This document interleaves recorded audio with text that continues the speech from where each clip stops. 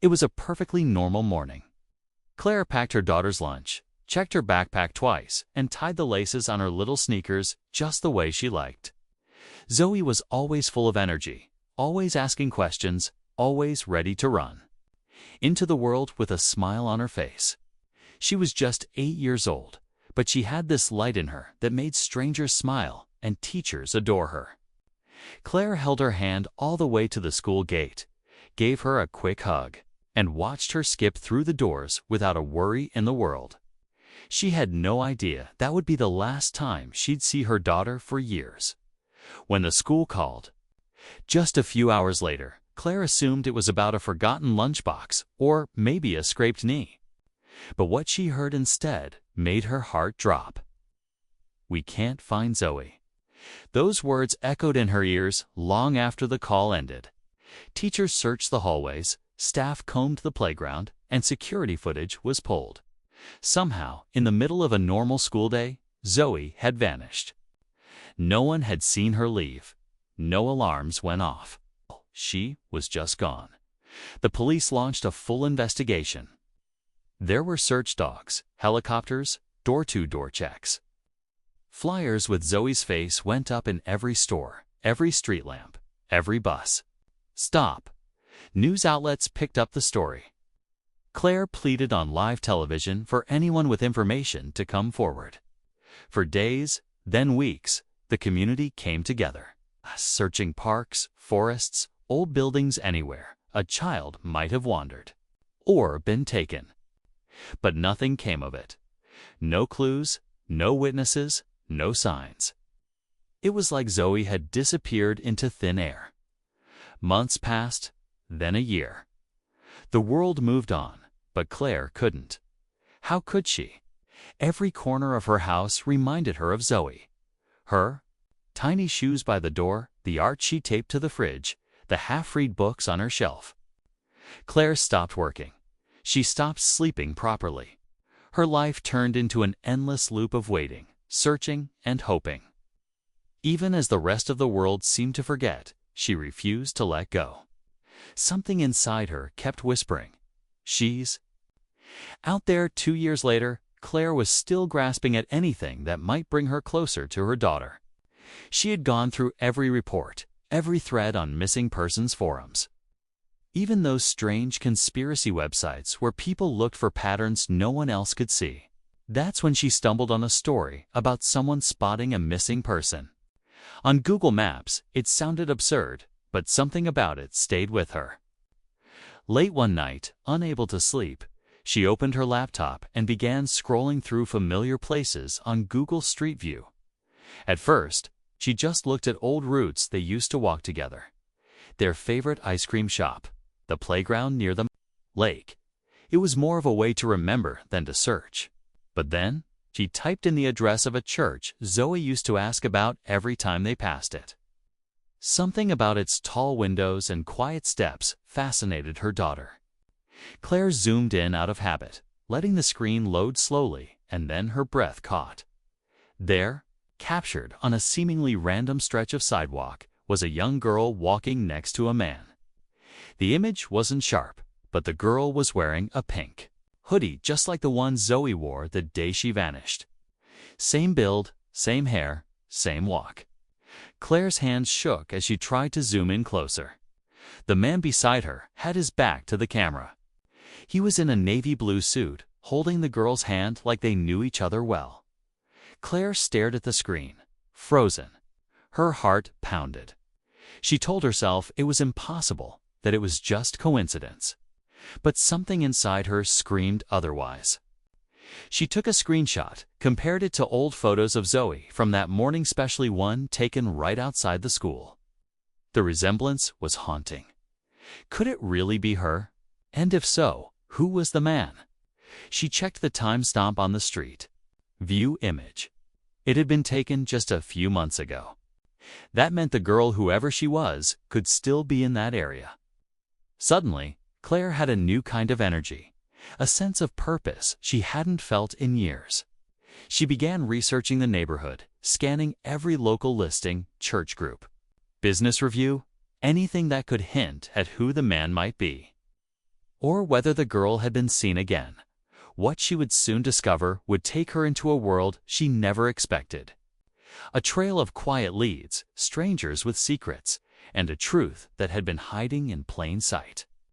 But at this moment, staring at that blurry image on her screen, all she had was a question that refused to be silenced. Was that really her daughter? That single discovery, buried in a sea of pixels and captured by chance, would reignite a desperate journey. Because sometimes, even in the most unexpected places, a mother's intuition can lead to answers no one else believed possible. And for Claire, this was only the beginning. Claire barely slept that night. The image on her laptop was burned into her mind, the way the little girl held the man's hand. How her posture tilted just slightly to the right, the same way Zoe used to lean when she walked beside someone taller. She had stared at the screen until her eyes went dry, comparing every detail, every shadow, every hint of movement in the frozen frame of Google Street View. And though she tried to remain rational, something deep inside her whispered, louder with every passing second, "That's her.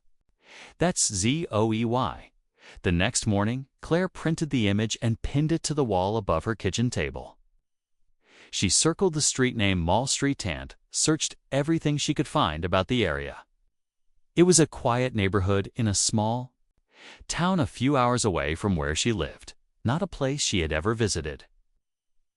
She looked up churches in that area, trying to match the building's cross and doorway in the background. It wasn't hard to find, belonged to a modest community church, not the kind that drew crowds or attention. Claire called the number listed on the church's website. A friendly-sounding woman answered, introducing herself as Karen. Claire paused, trying to think of a reason to ask about the building without sounding suspicious. She asked about Sunday services, then gently inquired if there were any youth programs or activities for children. Karen said there were a few families in the congregation, nothing large, mostly locals. Claire thanked her and hung up her heart. Still racing, she then reached out to a few local businesses, small shops, a bakery, and even a dry cleaner near the church. She asked vague questions about the neighborhood, pretending she was thinking of moving there. Most people were kind, some chatty. But no one mentioned a girl who looked like Zoe. No one talked about a man in a blue suit walking around with a child. It was frustrating. The image felt so real, so recent. And yet no one seemed to notice what Claire had seen. She decided to drive there herself. It took nearly 3.5 hours. She didn't tell anyone, not her sister, not the few friends she still kept in touch with. She needed to see it with her own eyes. When she arrived, she parked a few blocks away and walked to the spot from the Google Maps image. The church was exactly as it appeared online. The sidewalk, the telephone poles, the small flower bed near the entrance, they were all there. But of course, the people were gone. The moment had passed, just a ghost frozen in time. Claire stood there for a long time, trying to imagine which direction they had been walking, where they might have come from, where they could have gone. She looked at every house on the street, memorized the windows, the cars, even the dogs barking behind fences. She took photos from every angle. Something in her refused to leave without more. She walked into the church that afternoon.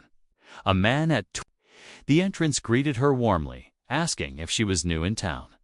Claire lied and said she was visiting family. She asked if the church was open for prayer. The man, whose name was Pastor Greg, nodded and invited her in. The building was small, with wooden pews and soft lighting from the stained glass windows. Claire sat in the back, pretending to pray, but her eyes scanned every corner. After a few minutes, she turned to Pastor Greg and asked casually, "Do many children come here?" He smiled. "A few. Not many. We used to have more families, but people move away." "Anyone new lately?" she asked. He shrugged. "A couple joined recently, a man and his daughter. Quiet folks, don't talk much." Claire felt her pulse quicken. "What's the little girl like?" Pastor Greg tilted his head slightly. "Sweet, maybe 7 or 8. Keeps to herself. Why do you ask?" Claire smiled weakly, trying not to seem desperate. "Just curious." "I work with kids a lot." He nodded slowly. "They mostly keep to themselves. The dad works odd hours, I think." Claire thanked him and left shortly after, her thoughts spinning. A man and his daughter, around Zoe's age, new in town. It couldn't just be coincidence. Over the next few days, she returned to the area, trying to blend in. She sat in her car parked at the corner, sipping coffee, pretending to be on her phone, all while watching the church. On the third day, she saw them. The man was taller than she expected, with graying hair and a careful walk. He held the hand of a girl in a pink hoodie, just like the one from the Street View image. Claire's breath caught in her throat. The girl didn't look at anyone. Her hair was tied back, her eyes downcast. But it was her. Claire was certain. That was Zoey. She wanted to run to her, to call out her name. But something held her back. What if she was wrong? What if the man panicked and disappeared again? What if Zoe didn't even remember her? The thoughts crashed into each other in her mind like waves. So she took a photo. Then another. Then followed them from a distance. They walked 3 blocks and entered a modest 2-story house with light siding and a mailbox leaning slightly to the right. Claire parked down the street, heart pounding, watching the house like it held the answer to everything she'd been through. That night, she couldn't sleep. She lay awake, staring at the ceiling, clutching the photo she had taken. Zoe was alive, but who was the man? And why did he have her?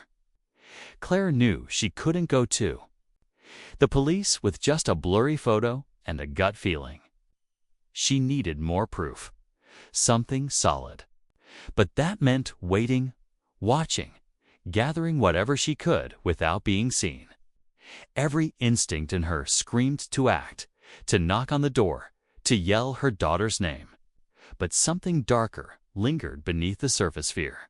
Fear that if she rushed it, she'd lose Zoe all over again. So she waited. She watched the house. She memorized the man's schedule, the car he drove, the time they left and returned, every tiny detail, every movement. Each day that passed felt like a lifetime. And still, Claire was haunted by the question that never left her. How did my daughter end up here? The answer, she was about to learn, was more complicated and more terrifying than she could have ever imagined. Claire spent the next few days living in the quiet edges of that neighborhood. She rented a small room at a roadside motel just a few miles away, checking in under a different name. She didn't want to draw attention to herself, not until she had real answers. Every morning, she woke before sunrise, drove her car slowly past the house, and parked near the same corner with a coffee cup in hand. And every evening, just as the streetlights flickered on, she watched the man and the little girl return home, always at the same time, always through the same front door. The girl Claire was more convinced than ever that it was Zoe. Looked calm. Quiet, too quiet. She didn't run, didn't play. She always walked beside the man, never ahead, never behind. There was something off about the way she moved, almost like she was following a script. Claire couldn't understand it.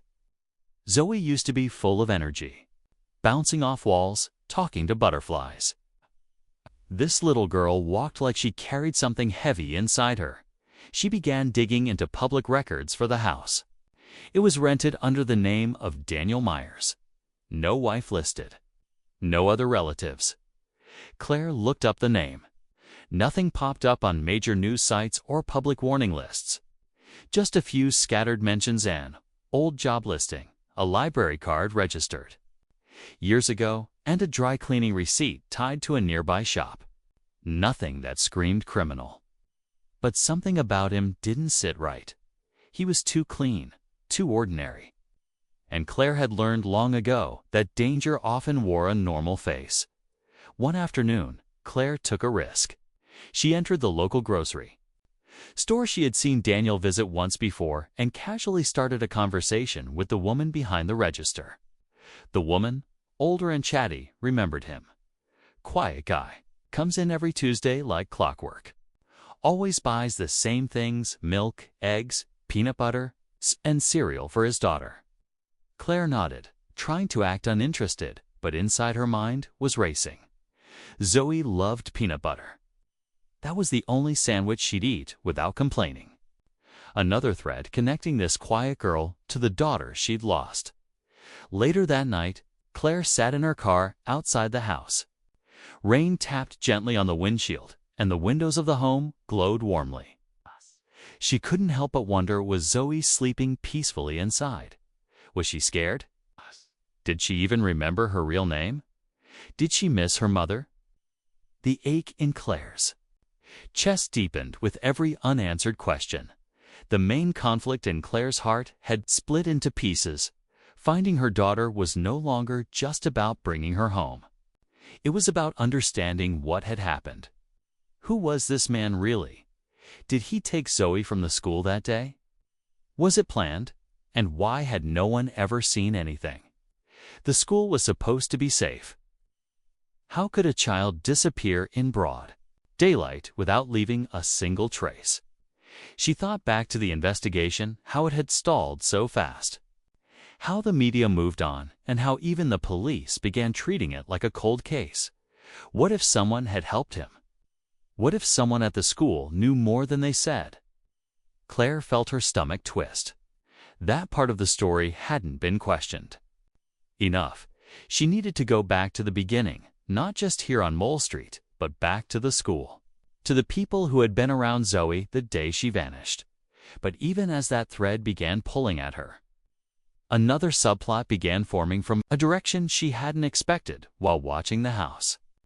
Claire noticed another neighbor, an older woman with a garden full of wind chimes, who often stood by her porch smoking in the early evenings. One night, Claire approached her, pretending to be a passerby interested in the chimes. The woman, who introduced herself as Margie, was friendly but observant. When Claire subtly asked about Daniel, Margie leaned in and lowered her voice. Nice man, quiet, but something's off. That little girl with him doesn't speak much. I tried to say hello once. She just looked down and held his hand tighter. Claire felt a chill run down her spine. Do they have visitors? Never. Margie said he keeps to himself. Lights off early. Never hears laughter or music. Just silence. The silence disturbed Claire more than anything. A child's life should be full of sound, laughing, playing, singing off-key. Zoe was like that. This house, this routine, felt like a cage. One evening, as Claire watched from her car, something unexpected happened. A different vehicle pulled into the driveway, a dark van she hadn't seen before. Two men stepped out. They didn't stay long. 10 minutes, maybe 15. Claire couldn't see much, but her instincts screamed that whatever was happening inside wasn't right. That night, she couldn't sleep. Her mind kept flashing images of what those visits could mean. Was Daniel involved in something darker? Was Zoe being hidden for a reason beyond what she feared? Claire didn't have proof, just pieces. But the conflict was growing deeper, not just about her daughter being gone, but about what kind of life Zoe was living now. Was she safe? Was she being treated well? Or was something happening that left scars Claire couldn't see? And then there was Zoe's mind. 2 years was a long time. What if she had been told a different story? What if Daniel had convinced her that Claire had abandoned her, that her real home was here, in this house with locked doors and strict routines? That kind of manipulation, emotional, quiet, daily, wasn't always visible, but it could be powerful. Claire had read about cases like that, where the child wasn't just physically taken, but mentally led to forget who they were. The idea of Zoe looking into her eyes and not recognizing her Claire didn't know if she could survive that. Still, she didn't stop. Every day she gathered more. She wrote down license plates, patterns, deliveries. She reached out to a private investigator she'd once spoken to during the first year of Zoe's disappearance. The man agreed to meet discreetly. Claire showed him the image, the address, her notes. He didn't dismiss her. "It's thin," he said, "but it's something." While he promised to dig further, Claire prepared herself for the next step. She knew she couldn't stay hidden forever. She'd have to step closer, maybe even knock on that door. But not yet. The tension hadn't broken. If anything, it was only building layer by layer, secret by secret. And every answer she uncovered only led to more shadows. Claire didn't know what the end of this story would look like. But she knew one thing for certain. The image she found on Google Maps was not a coincidence. It was the beginning of the truth. And she wasn't going to stop until she uncovered all of it. The days started blending together as Claire stayed hidden in the shadows of that quiet neighborhood. Every morning she returned to her spot. Every evening she watched the same pattern unfold. Zoe, walking beside the man, always calm, always silent. The routine never changed, and that made it even more disturbing. No surprises, no laughter, no spontaneity. Just silence and control. The private investigator, Mark, had begun digging into Daniel Meyer's background. At first, there was little to go on: no criminal record, no signs of violence, nothing that screamed danger. But then Mark called Claire one night with something that made her skin crawl. "I found a sealed court document from several years ago," he said. "A custody dispute. It's vague, but it suggests Daniel tried to claim a child that wasn't his." The case was dismissed. No follow-up. No names were made public. But the timing is interesting. Claire clutched her phone tighter. Was the child's name mentioned? "No," Mark said. "But the age matches Zoe, and the location of the filing same state as you. It's thin, but it's there." That was enough for Claire. She knew this man hadn't just stumbled upon Zoe. He'd been planning something. Maybe even watching them before the day she disappeared. The idea that he might have known her routine. Might have waited for the perfect moment that chilled her more than anything. And now he had her hidden in plain sight. Behind the closed curtains of that quiet home, Claire's instincts were screaming louder now. She knew she was getting close, but she didn't know what she'd find once she stepped inside that house. She couldn't go to the police yet. Mark advised waiting until they had something irrefutable. A face match, a document. But time was running out. Something about that dark van from the other night still haunted her. And then, 2 nights later, it returned. This time, Claire got closer. She parked down the block, then circled behind the houses, slipping through an alley that gave her a clearer view. She crouched behind a fence and watched as 2 men stepped out of the van. One handed something to Daniela's thick envelope. The girl wasn't outside. Claire held her breath, snapping photos with her phone. The men didn't stay long. They left quickly, but their visit changed everything. The next morning, the blinds on the front window were shut. The man and the girl didn't leave the house. No morning walk, no grocery run, nothing. Something was happening. Claire called Mark again. He told her to stay put, but warned her not to act impulsively. "He's planning something, moving her, disappearing. We need to catch him in the act. We only get one shot at this." But Claire couldn't wait. Not now. Her gut told her this was it. Something was changing, and she couldn't risk losing Zoe again. That afternoon, she drove to a nearby hardware store and bought a small tracking device. She waited until nightfall, then snuck onto the property while the lights were out. Her heart was pounding so hard it felt like it might break through her ribs. She crawled under Daniel's car and placed the tracker near the rear wheel. Then, She backed away, fast and silent, slipping back into the alley before anyone saw. The next morning, the car was gone. Claire checked the app. The dot moved west, toward the outskirts of town. She followed at a distance, her palms sweaty, her eyes fixed on the screen. Daniel stopped at a motel near a highway. Claire pulled into a gas station across the road and waited, watching. A few minutes later, he came out with the girl, Zoe, still in that pink hoodie. She looked up for just a second and Claire's breath caught in her throat. It was her, not just a child that looked like her. It was Zoe. Her eyes, her face, even her nervous glance toward the road. Claire ducked down quickly, afraid Daniel might have seen her. Her fingers trembled as she called Mark. "I saw her," she whispered. "It's her." Mark's voice was low. "Stay on them. I'm calling the local department now. But don't let them disappear again. Whatever he's planning, this could be the last stop." Claire's mind raced. Was he on the run, selling the car, taking Zoe to another state? The motel felt temporarily like a stop on the way to something worse. She watched as they returned to the car, and this time Zoe hesitated before getting in.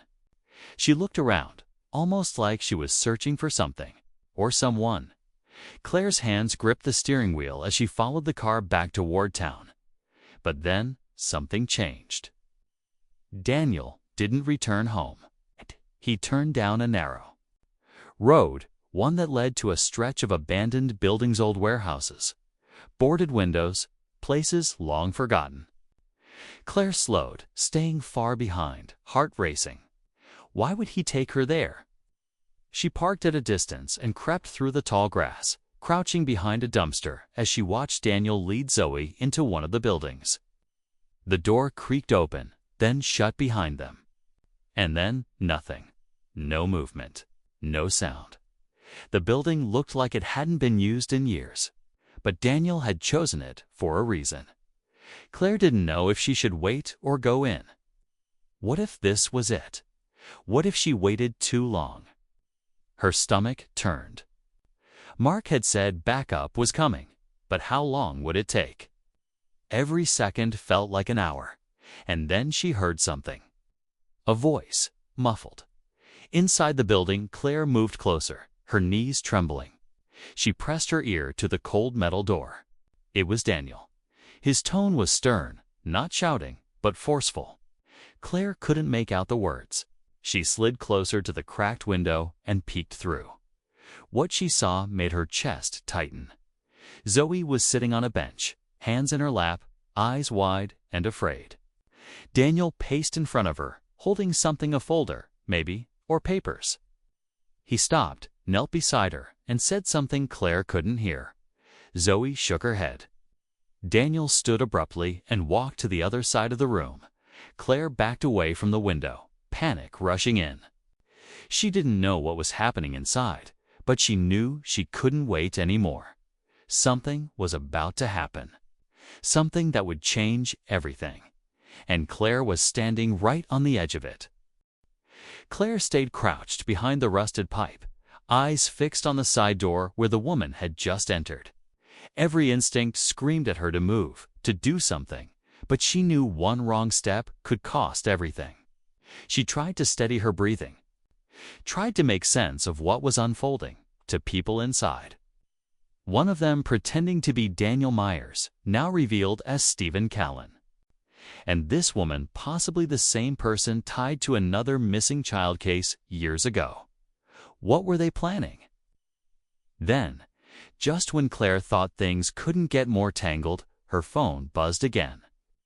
This time, it was a message from Mark.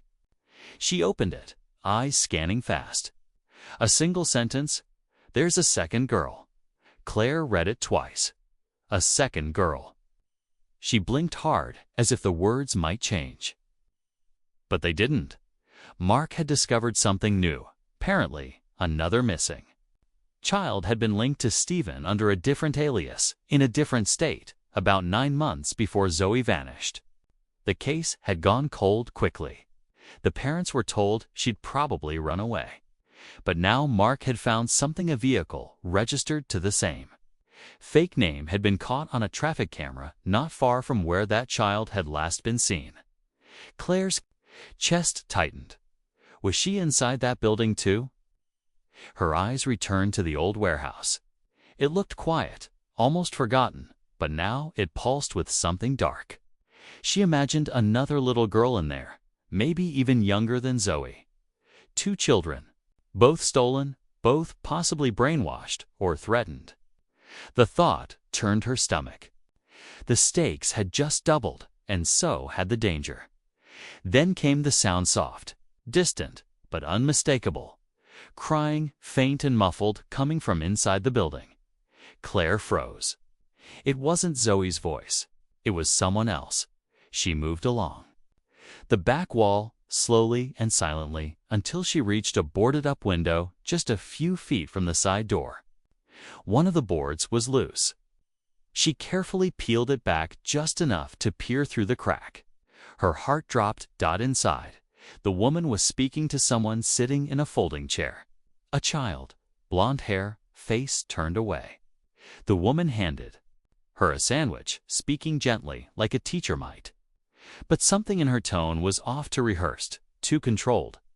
Then Stephen appeared from another room, Zoe walking beside him, her face pale. He looked toward the blonde girl and said something Claire couldn't hear, then gestured toward the door as if giving instructions. Claire snapped 2 quick photos, hands trembling. 2 children, 2 families torn apart. And now they were in this room together. Just then, Stephen turned abruptly toward the window, and Claire ducked instinctively, heart hammering. Had he seen her? She waited, motionless. Silence. Then footsteps, heavy and fast. Moving deeper into the building, she sent the photos to Mark immediately. "There's another girl," she texted. "I saw her. He maybe 8 or 9. He has both of them." She hit send and looked up just in time to see a third vehicle pulling into the lot. A silver SUV, dark tinted windows, no plates. Claire's blood ran cold. She ducked lower, watching carefully as 2 men got out. They moved with purpose, no hesitation, no small talk. One carried a duffel bag, the other kept glancing toward the building as if checking for threats. Claire reached for her phone again, dialing Mark's number with shaking fingers. "They're not just hiding the girls," she whispered. "They're doing something more. There are more people involved." Mark's voice was tight. "I've alerted local authorities. They're on their way." "Claire, you need to stay hidden. Don't engage." But Claire barely heard the last part. Her focus was on the men now entering the building. Were they there to take the girls, move them to another location? Were they buyers? The thought made her stomach lurch. This wasn't just a kidnapping. It was something much bigger, darker, organized. She couldn't wait anymore. But just as she stepped back to move around the building, she heard another voice, familiar, young, and heartbreakingly clear. It was Zoe, and she had said one word: "Mom." Claire froze. Had Zoe seen her? Did she remember her? She turned quickly and looked through the crack in the boards again. Zoe stood near the door, staring through the room, her eyes wide. One of the men said something and reached toward her, but Zoe backed up fast, knocking over a chair. The sound startled everyone in the room. The blonde girl jumped. The woman shouted. Stephen moved quickly, grabbing Zoe by the arm. Claire couldn't hold back anymore. She stepped away from the wall, hand on her phone, heart pounding in her ears. Sirens wailed in the distance. Red and blue lights flashed faintly through the trees. And inside that building, something had just snapped. The entire operation was about to explode, and Claire knew she was standing at the center of it. Claire didn't think. She ran. Her feet pounded the gravel as she sprinted around the side of the building. Ducking low to avoid the windows, her eyes locked on the door Zoe had just stood behind. The sirens were closer now, flashing lights, cutting through the early dusk. But inside that warehouse, everything was moving faster than law enforcement could catch up to. Claire had seconds, maybe less. She reached the door and pressed her ear against it, shouting inside. Chairs scraping, someone yelling, "Go, now." Her hand gripped the old rusted handle, and she pushed, slowly at first, just enough to peer. Inside, what she saw would stay with her forever. Stephen O'Callaghan was dragging Zoe toward the back exit. The other man had grabbed the blonde girl, who was crying and kicking, but it didn't slow him down. The woman barked orders as if she'd done this before. Claire burst through the door, shouting Zoe's name, and for a split second, time froze. Zoe turned, her eyes locking onto her mother's, wide with shock. "Mom?" Stephen spun eyes, filled with disbelief, but it only took him a second to react. He yanked Zoe harder, trying to move faster. But Claire ran straight toward them, not thinking, not stopping, screaming her daughter's name as she launched herself between them. She grabbed Zoe, wrapped her arms around her, and for a moment, neither of them could breathe. 2 years of searching collapsed into that one breathless embrace. Stephen tried to pull Zoe back, but Claire twisted, shielding her daughter with her own body. That's when the police burst through the front and side entrances, yelling commands. Chaos erupted. Officers tackled one of the men. The woman tried to flee, but was stopped at the door. Stephen let go, hands raised, trying to disappear in the moment, but it was too late. The room was flooded with uniforms, weapons drawn, and seconds later, they had him on the ground. Zoe clung to her mother like she'd never let go again. Claire held her tight, whispering that she was here, that everything was over now, that she was safe. The blonde girl was taken carefully by an officer, wrapped in a blanket. Oh, she stared at Claire and Zoe with quiet eyes, not crying anymore, just watching. Claire reached out and gently touched her shoulder. "You're okay now," she whispered, even though she didn't know if the girl could believe it yet. Outside, the parking lot filled with flashing lights. Paramedics checked the girls. Officers took statements. Claire couldn't stop shaking, but she never let go of Zoe's hand. Mark arrived minutes later, breathless, and when he saw them, he exhaled like he'd been holding his breath for months. But just when Claire thought the worst was over, one officer approached, holding something wrapped in a thin plastic bag. "We found this in the SUV," he said quietly. Claire looked down and froze. Inside the bag was a worn Polaroid. 2 girls sitting on a bed in what looked like a motel room. One of them was Zoe. The other wasn't the blonde girl. It was someone else entirely. Claire's stomach dropped. "Who is she?" she asked. The officer shook his head. "We don't know yet, but the photo's recent. Less than a month old." That moment shifted everything again. Even as Claire had finally gotten Zoe back, another mystery had opened. Someone else was still missing, possibly more than one. Stephen wouldn't talk, at least not yet. The woman gave a fake name, then another, then finally said nothing at all. But the evidence was there: the SUV, the photos, the burner phones, the notebooks with names and dates. It wasn't just about Zoe. It was never just about one girl. Later, when Claire sat beside her daughter in the hospital room, brushing Zoe's hair gently with her fingers, Zoe finally whispered, "He told us we were being kept safe. He said the outside world was dangerous. He said my mom forgot me."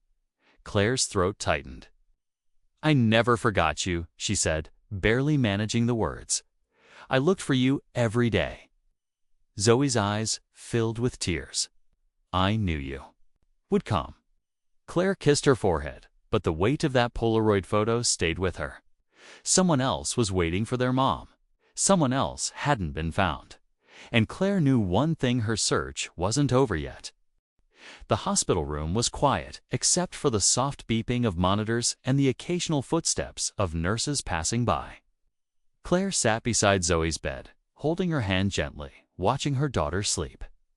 The bruises on Zoe's arms had already started to fade, but Claire knew the healing that truly mattered would take much longer. After 2 long, painful years, her daughter was back, but the road ahead was still uncertain. Detectives came in and out, asking questions carefully, respectfully. Claire answered what she could, though sometimes her voice shook and her mind drifted. The investigation revealed more disturbing details about Stephen. Callan's past: he had moved through at least 4 states under different aliases. In each town, there were stories of missing children, unexplained sightings, or strange couples offering tutoring services or homeschool alternatives. The woman arrested with him, later identified as Ellen Moore, had once been a school counselor. In another district, her real name wasn't even Ellen. None of it was real. Zoe remembered pieces staying in quiet houses, being moved at night, being told to lie about her name. Claire listened to every word her daughter shared, no matter how small or painful. It wasn't just about piecing together what had happened. It was about helping Zoe reclaim her voice, her truth. The photo found in the SUV remained a painful clue. Investigators worked with facial recognition software and missing persons databases. Weeks passed before they identified the second girl in the photo. Her name was Lila Chen. She had been reported missing from Nevada just 8 months earlier.